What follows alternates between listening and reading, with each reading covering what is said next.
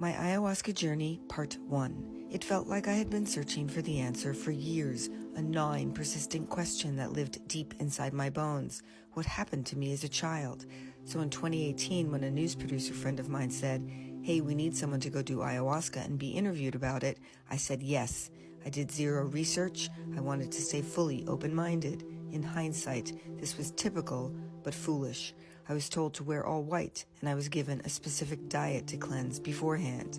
On the day of the ceremony, my friend drove me to the location, where I met the shaman and the other 35 people also taking this sometimes dark and dirty journey, and that's when the panic set in. My friend was told she could only come inside the ceremony to document if she too drank the tea, and that's when her panic set in. We went inside, rolled out our provided mats, and were handed barf pails. What the hell did I just get myself into? I wanted to run. My Ayahuasca Journey, Part 2. Inside that church in Ojai, we sat in a circle, barf buckets tucked neatly to our sides as the shaman called people up one by one to partake in the tea. I tossed my tiny cup back. It tasted like a mix of dirt and tree and sludge. Then a group of musicians played very trippy music while everyone waited for the tea to kick in. I was so grateful to have my friend there, but all the tea did was make us giggle. No vomiting, no pooping my pants. #grateful, but also no life-altering, trauma-fixing, mind-blowing trip. It wasn't working, and I started to panic. I had already done my first interview for the news program, and I needed the big finish. So I talked to the shaman, and he dosed me again. An hour later, nothing, so he dosed me again. 8 hours later, I came out of a wild trip, sobbing and shaking and thinking, oh shit, I'm terrified of men. What happened during those 8 hours? In Part 3 tomorrow. My Ayahuasca Journey, Part 3. At first I felt like I was in a scene from the movie Eyes Wide Shut. Everything looked like something it wasn't. When I closed my eyes, I was in some kind of crazy, colorful, spinning wormhole. I would get flashes of things like a man I didn't know grabbing me and think, what was that? I was trying to analyze everything while tripping, but I wasn't allowing myself to fully let go.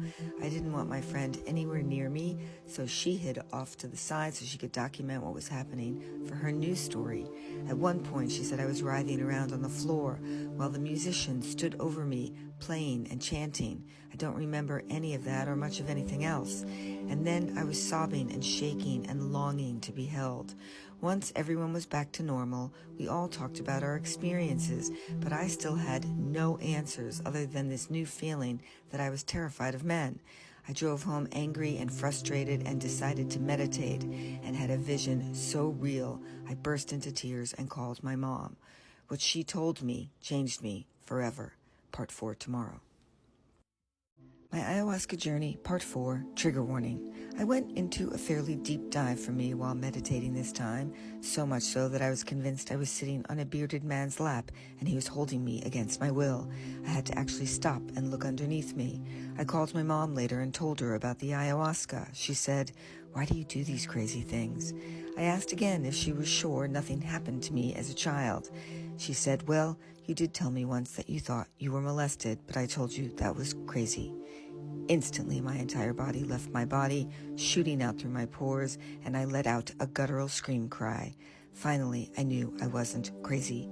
I called my psychic Letty, who without any prompting or knowledge of my journey said, "I'm so glad you finally know what happened to you when you were 3. But I still needed to know exactly what happened, so I did the unthinkable and went back for another round of ayahuasca. Part 5, the finale, tomorrow. My Ayahuasca Journey, Part 5, the finale. I did a private ceremony for my second round at a beautiful home in San Diego with an actual therapist. I set my intentions before I drank the tea. Please help me remember my childhood. At first, the trees looked like rainbows and the bunnies and squirrels were pink and purple, but within an hour I was screaming in physical pain. Please make it stop. I will pay you anything to make it stop. It felt like I was being stabbed in the stomach, and I was writhing around on the floor. She held my hand and said the more you resist, the more the tea persists, and that I needed to let go, but I just didn't know how. Then she sat on the floor with me and said, "Tell me about your mom." And that's when I lost it. She pulled the stories out of me about my childhood that I hadn't remembered for decades, my lack of being nurtured and feeling loved, and my rough relationship with my tough mom. Everything but the incident. I cried for 8 hours straight, and she told me I needed to cry more, cry all the time, and feel all the things. When it was over, I felt 1,000 pounds lighter, and I knew my entire life had been grown from what felt like an unloved seed. My alcoholism, my people-pleasing, my need to be loved at any cost. And it healed me. My relationship with my mom ended really well. I even feel badly talking about her now, but I believe that's a bit of survivor's guilt. I am so grateful for the medicine, but ayahuasca is not for everyone, and now you know why.